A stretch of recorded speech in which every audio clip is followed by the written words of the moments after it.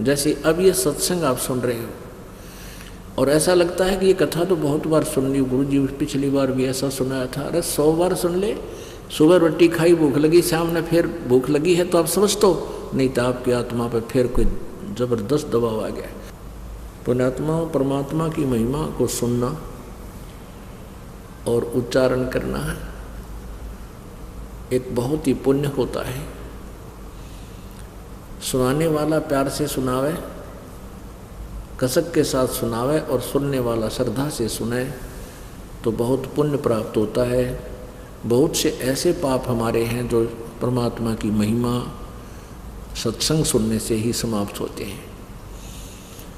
जैसे प्रथम बार कोई प्राणी सत्संग में आता है, वो 10-20 मिनट सत्संग सुनता है, फिर लटके आन लग जाते हैं या उठकर चला जाता है या बीड़ी पीना याद आ जाती है। सत्संग पहले क्या देखा करते हैं हम, खैर हम यहाँ तो पूरा प्रतिबंध लगाते हैं कि यहाँ कोई बीड़ी शराब मास्तमा कुछ छू नहीं सकता। पहले क्या देखा करते हैं, सत्संग होता, लोग बाहर जा बीड़ी छुट्टे माराते, फिर आगे बैठ जाते, जो नाम ले रहे वह भी किसी औरों के सत्संगों में, पूरा ड्रामा था। तो कारण क्या है कि कबीर परमेश्वर जी कहते हैं कि कबीर पिछले पाप से हरि चर्चा ना सुहावे और कै ऊँगे कै ओठ चले ना और बात चलावे। जिस प्राणी के पाप गणे बढ़ रहे हों,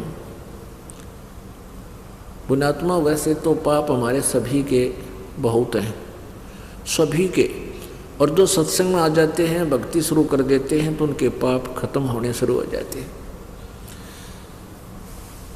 तो क्या आप जी किसी भक्त भाई बहन रिश्तेदार मित्र को, सहेली सखी को बोलते हो कि आओ सत्संग सुन लो?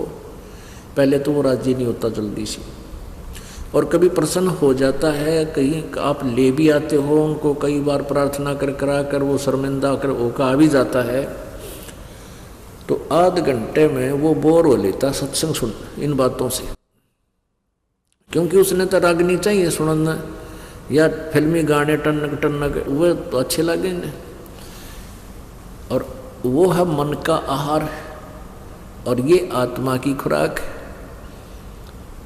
तो क्या करेंगे, थोड़ी देर तो सुनेगा, फिर या तो लटके लेने लग जाएगा या फिर अपने मित्र सहेली से कहेगा कि कितनी देर और होगा सत्संग, यानी कोई ऐसा जिक्र करेगा जिससे दूसरा डिस्टर्ब होगा भक्त, तो वो भक्त न्यू कहेगा भाई बोला मत, सत्संग सुन दे, हमने आनंद आ रहा है सत्संग सुनने दे। तो वो फिर इंसल्ट मान कर खड़ा हो जाएगा, अकुमा चालू बाहर बैठूंगा। तो परमात्मा कहते हैं कबीर पिछले पाप ते हरि चर्चा ना सुहावे, कै ऊँगे कै ऊठ चले ना और बात चलावे। तुलसी साहब कहते हैं तुलसी पिछले पाप से हरि चर्चा ना बावे, और जैसे जबर के बेगते भाई भूख विदा हो जावे। जैसे किसी को मलेरिया बुखार हो जाता है तो उसको आहार, रोटी भी कड़वी लगती है, सब्जी भी कड़वी लगती है, उसको सेब संतरे खिलाना चाहे वो भी कड़वा लगता है, और मनुक्खा दाख भी उसको कड़वी लगती है। कारण क्या है कि ना मनुक्खा दाख कड़वी है, ना रोटी कड़वी, ना सब्जी कड़वी है, वो तो जीवन दाता है। ना सेब कड़वे ना संतरे कड़वे। उसके बुखार ने उसके शरीर की व्यवस्था को इतना बिगाड़ दिया कि मीठी पदार्थ भी उसको कड़वा लगता है। पुण्यात्माओं, इसी प्रकार जिनके पाप कर्म घने हैं उनको ये परमात्मा के सत्संग रूपी मनुक्खा दाख ये भी अच्छी नहीं लगती। अब जैसे बुखार के कारण उसको स्वादिष्ट पदार्थ भी कड़वे लग रहे हैं, तो उसका समाधान क्या है कि कड़वी कुनीन खानी पड़ेगी। मलेरिया बुखार हो गया ना, कड़वी कड़वी कुनीन ही खाने से वो जान बचेगी, बुखार उतरेगा, उसका जबर कम होगा। न चाहते हुए भी फांका मारना पड़ेगा कड़वी कुनीन का, और फिर कुछ ही दिन के बाद फिर धीरे धीरे बुखार यानी जबर कम होगा। वो रोटी खाने लग जाएगा। और जब कति स्वस्थ हो जाएगा वो कड़वी कुनीन खा के फिर देखना सूखी रोटी भी चाहे सब्जी भी ना हो समय पर नहीं खा जाएगा रुचि से, क्योंकि भूख लगेगी, स्वस्थ हो गया। तो इसी प्रकार पुण्यात्माओं, जिनके पाप घने बढ़ गए उन प्राणियों को सत्संग अच्छा नहीं लगता, कुनीन जैसा कड़वा लगता है। और ये सत्संग के वचनों में एक मेडिसिन भी है इन पाप नाशकरण की। इसको न चाहते हुए सत्संग को सुनना चाहिए, चाहे मन तो कितनी बकवाद करे, इसकी तो आदत से, ये तो कहा करा ना ढीठ है ये तो। अब ना चाहते हुए सत्संग सुनाए, जैसे कुनीन खानी आवश्यक है और कुछ दिनों में देखना, क्योंकि परमात्मा की महिमा सुनने और सुनाने से हमारे पाप नष्ट होते हैं। कुछ ऐसे पाप हैं जो वाणी से ही नष्ट होते हैं, इसलिए ज्ञान यज्ञ अति आवश्यक है। 5 यज्ञ आवश्यक है। एक यज्ञ है धर्म की, एक यज्ञ है धर्म की, और दूसरी यज्ञ है ध्यान, और तीसरी यज्ञ हवन की, चौथी यज्ञ प्रणाम, और 5वीं यज्ञ ये ज्ञान है। एक यज्ञ है धर्म की, यानी यहाँ पर 5 यज्ञ होती हैं प्रत्येक समागम में। यहाँ क्या होता है कि यहाँ पर पिछली बार जो है 3 क्विंटल यानी 32 पीपे जो है घी के हवन हुए थे, 15 लीटर का एक पीपा, यानी 3 क्विंटल का घी का, देसी घी का हवन हुआ। ये हवन यज्ञ है। अब भी जितने पाठ होते हैं उस हिसाब से, और फिर कुछ ज्योति चढ़ाते हैं भक्तजन अपना हवन कराने के लिए, उनका इकट्ठा भी करते हैं, और वैसे भी लगातार ज्योति चलती रहती है अखंड दिन रात। यहाँ पर ये सामने जो ज्योतियाँ चल रही हैं, जैसे 300 पाठ हो गए तो 1 किलो का 3 दिन में हवन हो जाता है। तीनों दिन अखंड हवन चलेगा। तो ऐसे 300 पाठों की 300 किलो जो है ना घी हम हवन करते हैं, तो 3 क्विंटल घी हवन हो जाता है एक समागम में। 1 महीने में 6 क्विंटल। तो कहना है एक यज्ञ है धर्म की, जहाँ भंडारा चलता है, दिन रात भंडारा अखंड, चाहे रात ना आ जाओ को दुखी सुखी भक्त यहाँ पर पहुँच जाओ मालिक के दरबार में। आधी रात में चाय चाहिए चाय मिलेगी, दूध चाहिए दूध मिलेगा, कोई बीमार शिमार रहता है, और भंडारा भोजन मिलेगा। परमात्मा के बच्चा ने मिलकर ये सेट बना लिया, पंखे ला लिए हैं, बढ़िया मैट बिछाए रखे अपने परमात्मा की प्यारी आत्माओं के लिए, और बैठा कर मालिक अपनी चर्चा सुना रहा अपने बच्चों को। तुम कितनी पुण्यात्मा हो सोच नहीं सकते, क्योंकि लाल को अपनी कीमत का पता नहीं होता, जोरी समझता है। इस दास को मालूम आप कितने पुण्यात्मा हो, चाहे कोई रिक्शा चालक है, चाहे गरीब है, चाहे अमीर है। अमीर और गरीब होना अलग बात है, लेकिन भक्ति संस्कार आपके एक जैसे हैं, बहुत अच्छे। तो यहाँ जो एक यज्ञ है धर्म की, यहाँ भंडारा चलता है परमात्मा का, तीनों दिन देसी घी का, हर तरह स्वदेशी घी यानी गाय भैंस के दूध घी से ही यहाँ पर सब प्रसाद बनता है। और दूसरी यज्ञ है ध्यान। आप ये सत्संग सुनते हो, ये मेडिटेशन का भी काम करता है, क्योंकि जब सत्संग सुनते हो तो परमात्मा का चिंतन होता है, प्रभु के बारे में जानकारी होती है, अंदर अंदर एक विशेष कसक पैदा होती है, रह रह कर मालिक का ध्यान ही आता है, परमात्मा ने ये किया, परमात्मा ऐसे थे। तो ये भी ये एक मेडिटेशन, यही मेडिटेशन होता है। जैसे ये हठ योग मेडिटेशन हम नहीं मानते, संत मते में नहीं है। परमात्मा कहते हैं साधो मुझे सो सतगुरु मन भावे, जो सहज समाज बतावे, आँख ना मुंदे कान ना रुंदे, ना अनहद उलझावे। अनहद कहते अंदर कान आँख मीच कर अंदर वाणी सुनो, अनहद नाद सुनो। कहते इनमें जो उड़ जाता है वो मुझे अच्छा नहीं लगता, वो ठीक नहीं है।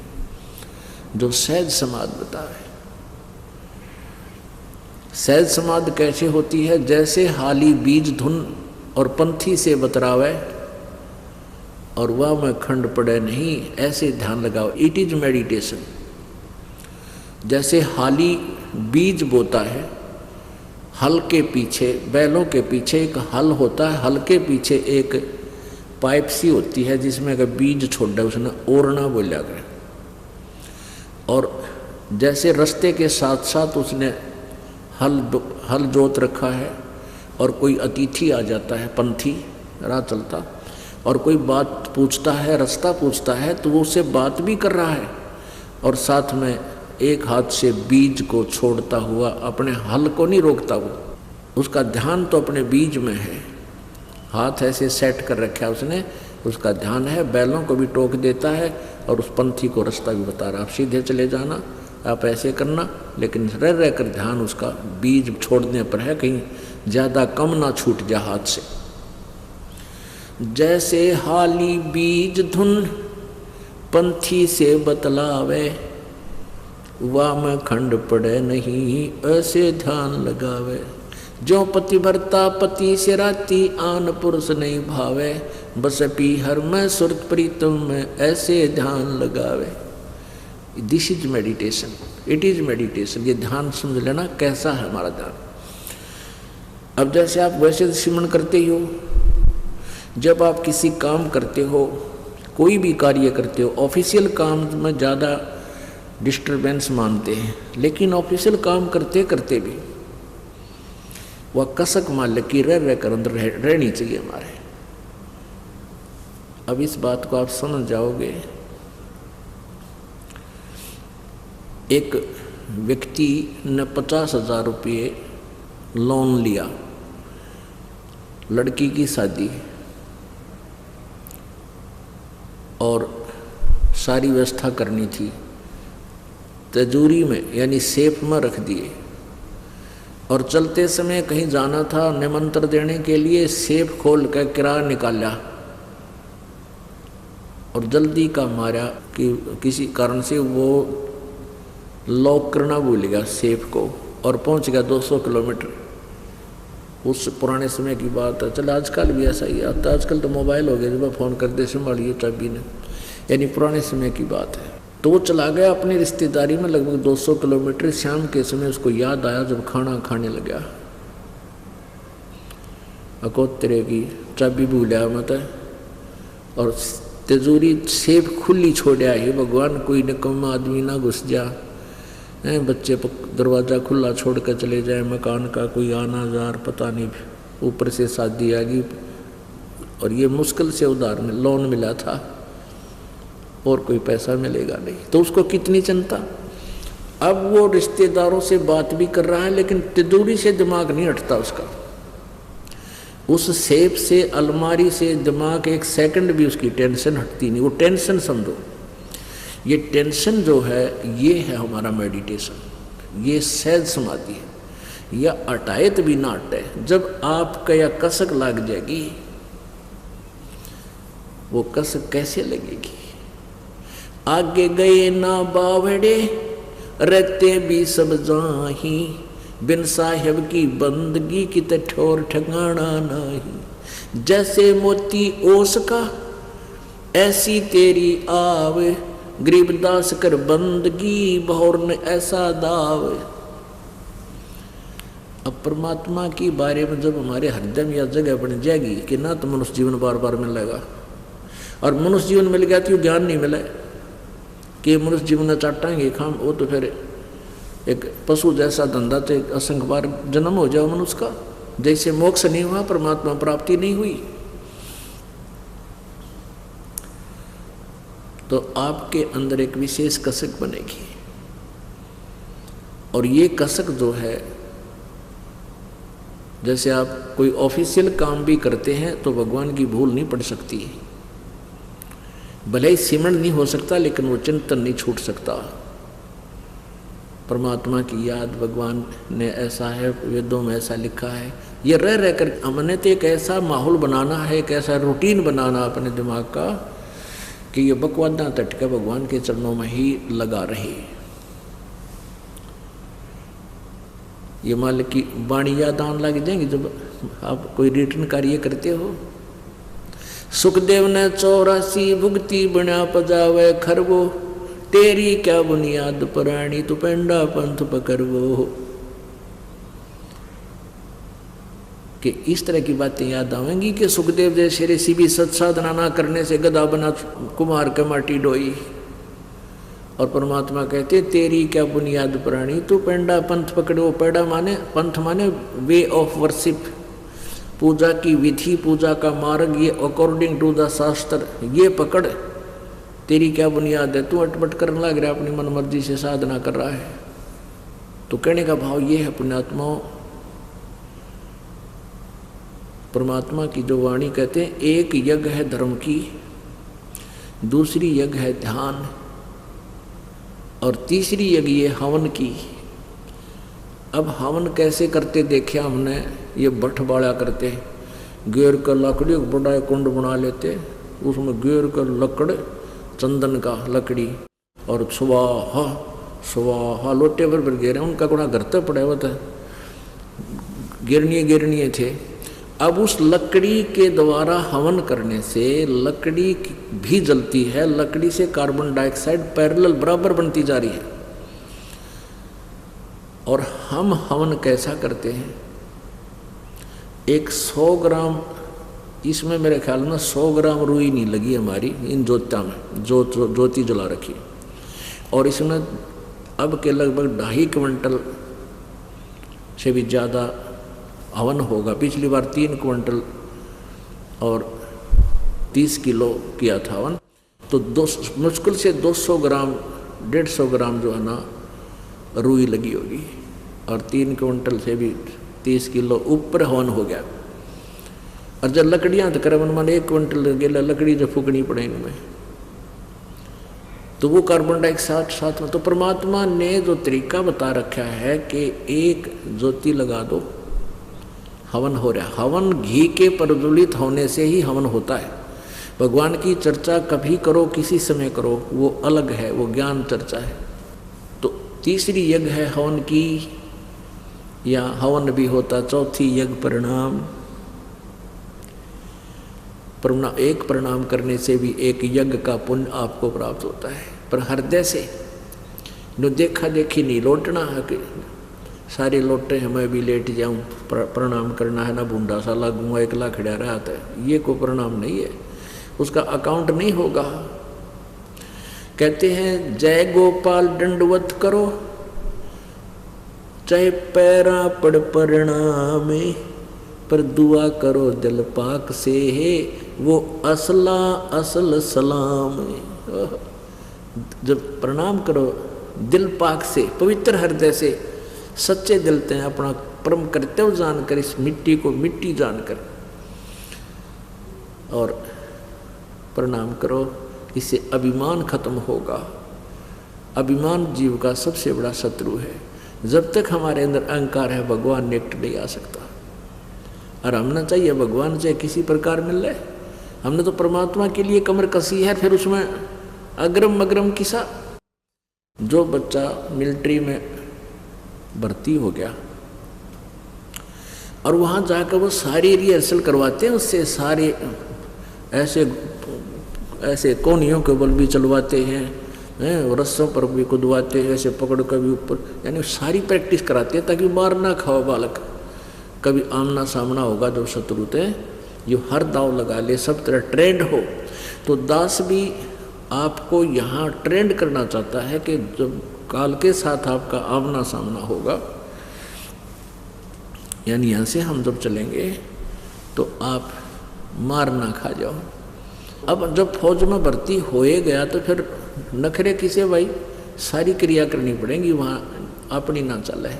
तो ऐसे यहाँ भी आपने प्रवेश पाए लिया तो हमने हर तरह से अपने आप को ढालना पड़ेगा जो परमात्मा के नियम है, तभी हम सही सिपाही होंगे, तभी हम सही भक्त होंगे। तो पुण्यात्मा 5वीं यज्ञ है ज्ञान की।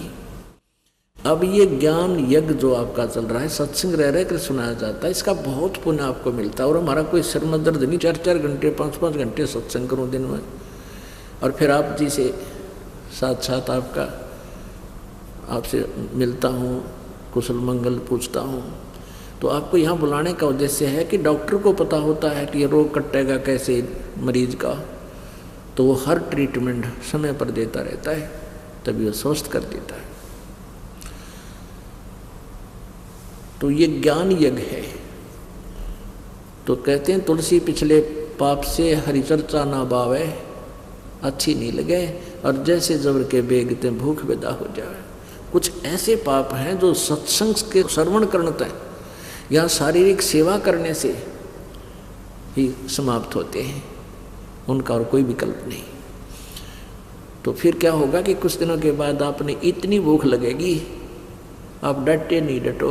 वही व्यक्ति जो पहले आध घंटा भी नहीं सुन सका था माल्य की वाणी को, अब वो ने सोचा 2 घंटे के बाद भी आगे और क्या बतावेंगे गुरु जी, कौन सी कथा सुनावेंगे।